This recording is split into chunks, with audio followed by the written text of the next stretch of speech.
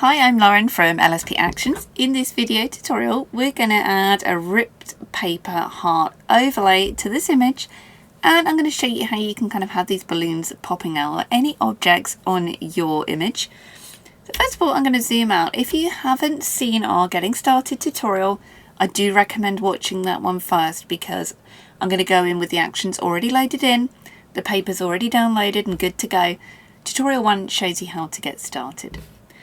The first thing I'm going to do is I want to crop a little more above this because this image it's kind of cut off right at the top here. So I'm just going to grab our crop and I'm just going to use Content Aware Fill just to give us a little bit of height at the top there in Photoshop. If it does anything strange, you can grab your clone stamp or your preferred method. I recommend the LSP Select and Fix. Any odd little bits, just fix them up if you need to.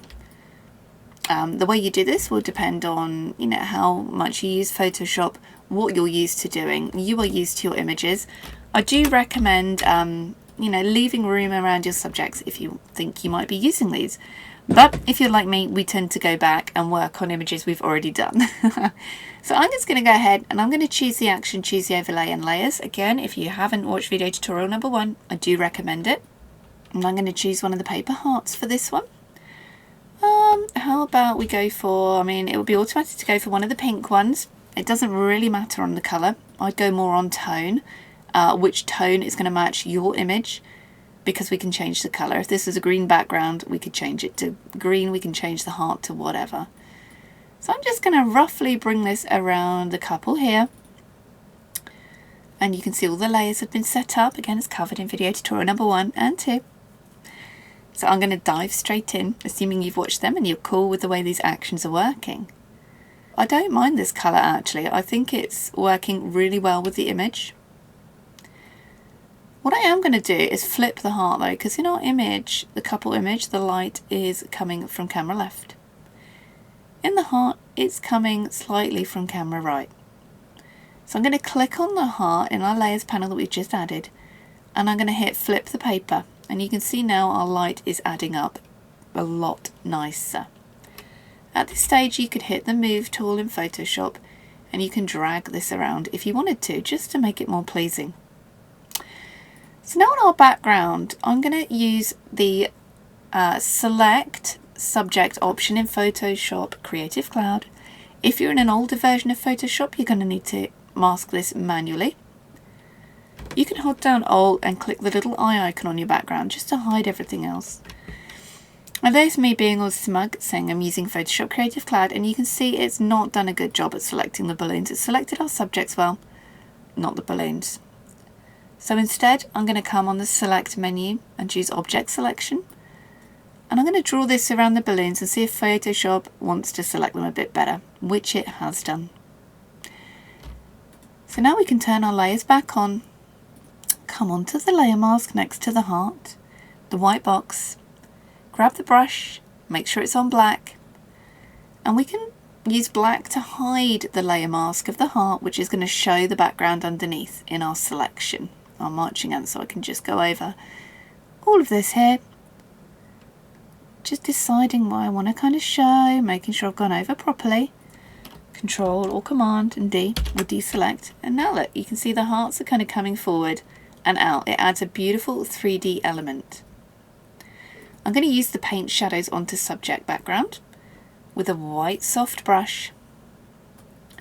This is going to darken anywhere on our subject background, so I'm just going to lightly come around here, because for those balloons to be popping out in real life, it would mean this ripped paper is quite close.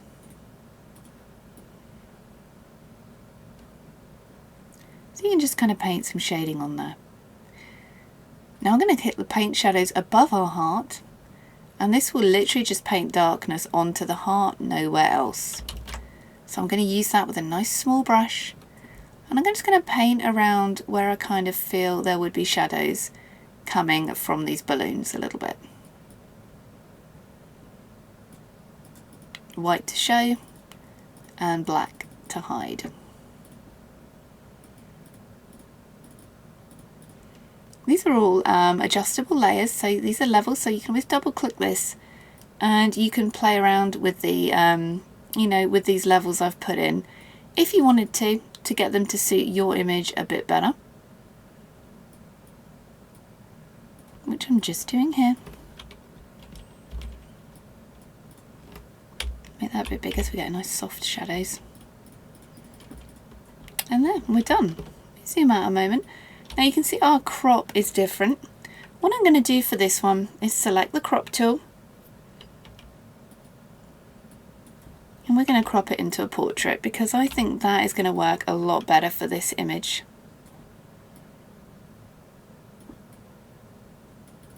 And there we go. And you can just go ahead and save this. You don't need to save over your original image. You can save it as a copy file, save as, and save it as a copy for your client.